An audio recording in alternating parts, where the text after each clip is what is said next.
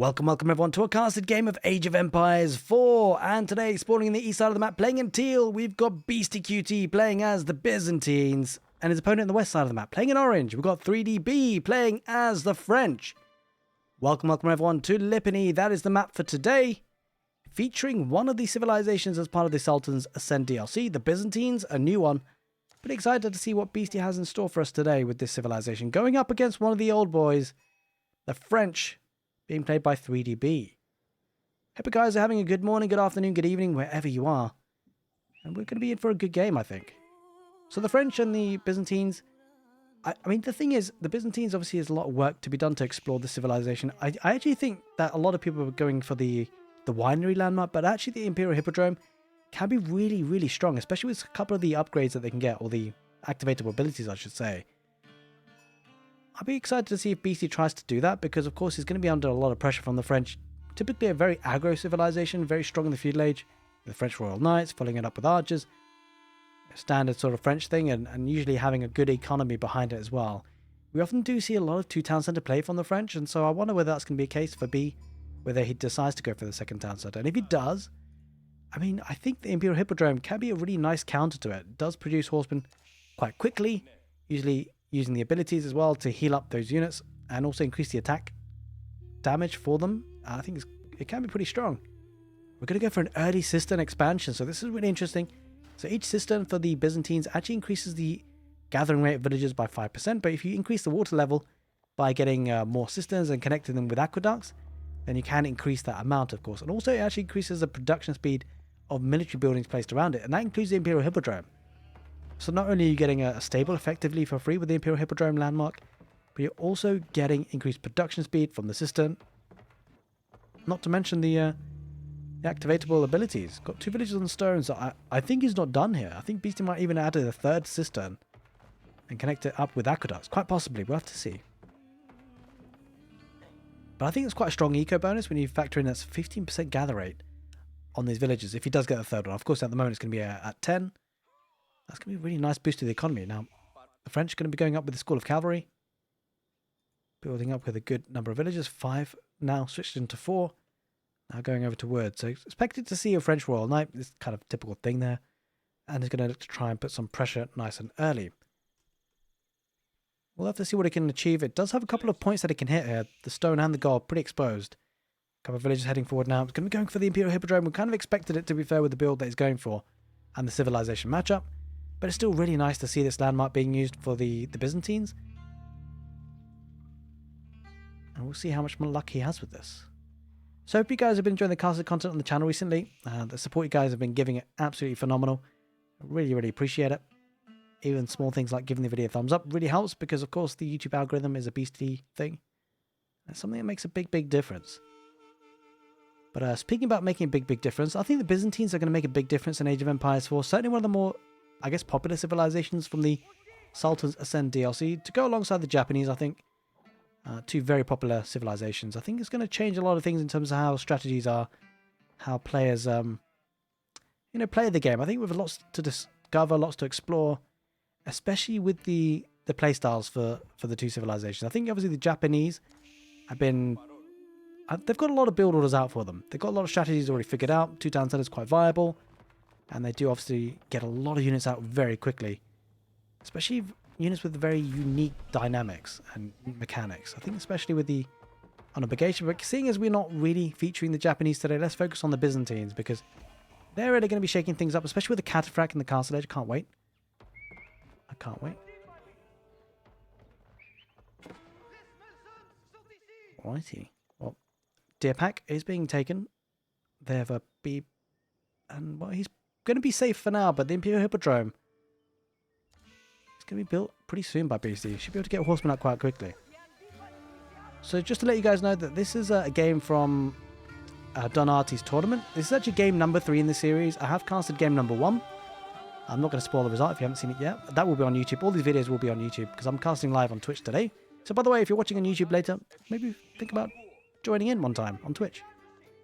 And this is game number 3. Game number 2 I haven't casted because it was just 2 minutes long, and basically it was the Order of the Dragon that B was playing. He opened up with the barracks early, lost a spearman, That's a lot of resources to lose quite quickly, so he just tapped out after about 2-3 minutes in that game. So obviously not much to talk about, not much to cover there. So we're moving on to game number 3 today, which is this one. The French versus the Byzantines. You can see that horseman quite early going to go straight for that deer camp. On the other hand, we do see that French Royal Knight coming out for B. Going straight to that gold vein. Villagers have to be pulled away. Does have that wood level 3 now. That's going to be a bit of a boost there. Villagers having to be pulled away from the deer camp. A little bit too slow to react there. I think you might lose one villager at least. And I mean, this is a great thing, right? He got the bounty. So this is a great thing about the Byzantines. We talked about the upgrades and the abilities you can get. He actually got the one that's here. I can't remember quite what it's called. I don't want to do it an injustice to mispronounce it. But yeah, there's a tech here that you can get. That what it does, it increases the attack of horsemen by +2 on villagers. So obviously, great raiding unit. But it also gives you 20 gold per villager you kill. So you saw that little bit of gold coming in for the Beasty. Such a strong unit to have, I think, at this point. Get some kills and it just compounds the issue, right? And I really love the Triumph ability. Increases the damage by 25%, movement speed by 10%. And adds a bit of healing for the units, right? So I think the Byzantines lend themselves really nicely to micro ability. And getting a couple of raids and then healing up the units. They're going to attack the villagers on gold as well. There's 2 horsemen here. Should just about get a kill. Oh, the body block comes out for B in the end, so he survives. But Beasty can just look to harass us even further. Might not even get... I mean, he should get the barracks up in the end, but this is great harassment, right? Like, you typically associate this level harassment, to come out for the French. He will lose a horseman there, though, Beasty, I'm afraid. So even any use of the Triumph ability, unfortunately, won't save that horseman. But great value so far, right? He's killed a villager and hasn't lost a single one. Caused a lot of idle time. That's not what you'd expect against the French, right? Usually it's the other way around. Again, denying that deer camp. And this is quite hard for the French, right? Because they really rely on the pocket economies. Going to get the blacksmith, looking to get that free bloomery that the French do. Possibly thinking about going for a fast castle, but struggling in that gold. And I think if you're the Byzantines, probably want to just focus on that gold. Might lose a scout here, Beasty. Will he retreat behind the walls? Quite possibly. Being attacked on the north side of his base as well. Does get behind the walls in the end and survives to see another dead. Does lose a horseman in the south, but obviously caused a lot of idle time on the villagers gathering the deer. Oh, it's got to be careful. Spearman going to trade out, but the knights take care of that quite quickly. At this point, Beasty, I mean, whilst he is behind the villagers, even though he's killed one, of course, for the French towns that are working faster, his economy should be stronger because he's got an additional 15% gather speed on all of these villagers. So whilst he's behind the villagers, actually every single villager is gathering fast. He's going to head out with a couple of, I should say spearmen. I shouldn't say spearmen really. It's the limitani. Was it limitani? I think it's limitani. Anyway, upgrades them to the hardened version, and that's going to deal well against the French Royal Knights. Unfortunately for B, hasn't really been able to get too much value early on. It's moving out to stone now, and maybe thinking about getting a second town centre to play the eco approach, which is actually kind of dangerous against what Beasty's planning here. Because you can see definitely a push coming in soon. He's staying on one town centre, playing it with the cistern economy. And he continues to produce horsemen from the hippodrome and the limitani from the barracks and archers from the archery range. That's going to make a very difficult army to counter for the French. Can we go for Iron Under Mesh though to help him out a little bit here? B can't get value, right? And Beast has done a great job of keeping all of his villagers alive. Yeah, certainly looks to be a second town centre for B. Getting a couple of spearmen just to protect those villagers, just in case horsemen come around again. Speaking of which, horsemen are coming in. Does have a few knights. 4 of them should be enough here, to be fair. But he might just duck in and snipe a villager and duck out and use Triumph again, quite possibly. And the good thing is Beasty has a scout, right? B doesn't have a scout here, so he doesn't see this. That's actually massive, because now there's only 2 knights left. Might get a village kill. Don't forget every villager kill that Beasty gets as well, and that's another 20 gold. He's heading further forward now with quite a decent number of archers as well, so any spearmen coming out for the French, better be careful. Speaking of, that's what's being produced there. Can we get another deer camp? Maybe with the town centre, possibly? Yep, that is the case. Being pushed away with the Limitani. Limitani do brace against the knights. I'm not sure that's a good trade there for B. I mean, he's going to snipe and pull away the weak knights, right? And maybe get Chivalry to upgrade and heal them up again. It does take a good fight there in the end with the micro. Kind of understandable. Takes out a lot of units. But this does feel a little bit too much to handle. The archer's going to try and snipe a knight if they can. Doesn't quite manage it in the end. Has to back away. And the second town center is an interesting move by B. He's going to need to stall out the game quite a lot because the second town center for French is very difficult to defend at times. Not only because it's a second town center, but every town center for the French obviously needs a lot of food. The fact that he runs faster, but he's going to need to keep that alive. If he can keep that alive for the next sort of 15-20 minutes, that should put him quite significantly ahead in economy. And it should make things look pretty good for him.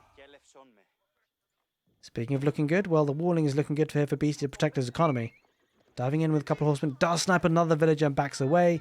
Using the movement speed, of course, the horsemen do have a faster movement speed compared to the knights, 1.88 compared to the 1.62, and he can always heal these up with Triumph ability. Chivalry coming in pretty soon for B. Does take the engagement, he backs away, it does lose a horseman there. Not too bad there for B then. But he has lost a couple of villagers, 3 so far. Heading forward now, Beasty.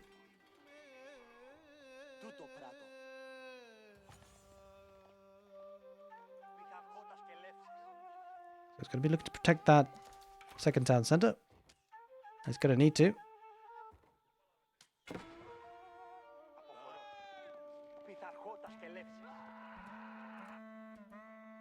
This is actually an interesting point of the game because whilst there's not necessarily a lot happening just yet, it's going to be an interesting trajectory of the game, right? So you've got B scaling his economy, which will come online in the next sort of 15-20 minutes. But within the next 15-20 minutes, Beasty might start to really ramp up production of army. And if he can get the military lead, he can really do damage. Limitane as well do have this activatable ability, Shield Wall, which enters the defensive stance. Decreases the movement speed, but also reduces the amount of damage that comes in from the archers against them. So the French archers might struggle to do all that much damage.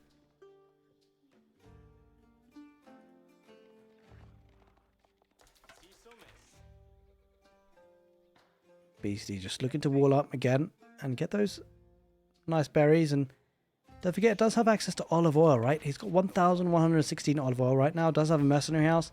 Hasn't yet invested in a contract. Maybe think about what he could get. I would be expecting to see the western one, yeah. Often a very choice pick for the Byzantines, looking to get those longbows most likely. It's very commonly done. So that's going to be the case here. It's going to go and get that water level 4 as well. And this is where things are very scary, I think. I think it's where the Byzantines really come online in this kind of build. So the 15-minute mark. The reason why I say that is because not only is the economy scaling really nicely with the water level, it's going to be at 20% now, actually. 20% gather speed. That is going to fund a lot of military production, which is also being influenced by the sister network, right? These production buildings at the moment, they're going to be getting bonuses from the conscriptio. It's going to be at 80%, right? That's kind of crazy when you think about it. Limitani going to chase a little bit. Veteran archers, or the regular archers, well, I should say. I'm going to try and snipe a knight if they can. Doesn't quite manage it in the end. But again, just pushing B away, right? Horseman diving in once again on that gold vein. Might actually get another villager or two. No, he should get another villager or two. There's nothing here to defend. Beasty needs to go for the villagers first. Gets one. It uses the Triumph ability, right? And that's actually huge. Not only does it get a +2 on the swordsman, the Triumph ability gives him the extra bit of attack and healing up as well, and movement speed to get out of there. Oh, the Limitane going to be focusing on. Oh, that's a fight that Beasty will win for sure. B needs to back away. But even as he does, he's going to lose units, and that's a bad fight for B. Beasty starting to get a bit of dominance in the game. 54 military. This is the thing for the French second town center. He needs time. It's not something that he has a lot of, with B's going to be under pressure soon. 61 military versus 43, and you feel things could heat up very quickly. Getting the berries, and a lot of things do scale really nicely at this point with the Byzantines. We talked about the economy, 20% from the water level, but also the production, but also don't forget the olive oil, right? Every time that he gets berries, every time that he gets olive groves, adds into the ability to draft in mercenaries, gets another village, another 20 gold. And if you factor in he's killed 8 villagers already, that's 160 gold. He's going to get a bit trapped there with the horsemen, but they've done a lot of work throughout the game. Must have been lost. It's going to be adding in longbowmen to the fight. That's a dangerous army, and you know what can really help this army? Siphon. The Byzantines version of the ram, and there it is. That's exactly what he does. It makes sense. At this point, you need the siege, right? And he's going to get just that. We'll have to see about 2 or 3 of them. Oh, might be pushed here for B. Might need to delete that Siphon, though. The knights dive in. The lipany are going to brace against them. The archers behind, and this should be a good fight here for Beasty, actually. He's got the numbers, right? And the knights can never really engage against that number of Limitane, and there's a second Siphon. This is looking dangerous for B, because the trouble is about the Siphon, it's very hard to get rid of them. Once they start firing away, the Greek fire does area effect damage if the units trample on them. And that includes villagers. And with 2 Siphons, that would burn through a town center very quickly. Gets 28 burst attacks of 10. Couple of archers just focusing on the first Siphon. This is the time to take out Siphon if you can, but the knights dive in. There's a lot of Limitane focusing on those knights. He's taking the engagement at B. He feels like he needs to, but I think he needs to stall out a bit more, because those knights are going to melt and they can't get a good enough wraparound at all on those archers, really. The archers there for Beasty, more in numbers, and if the archers for Beasty snipe out the archers for the French, it's just going to be Limitane versus knights, and if the archers are even doing decent amount of damage against the knights in this numbers, these numbers are incredible. 70 versus 33. The 2 Siphons still in the game and started to get a bit of damage on that town center.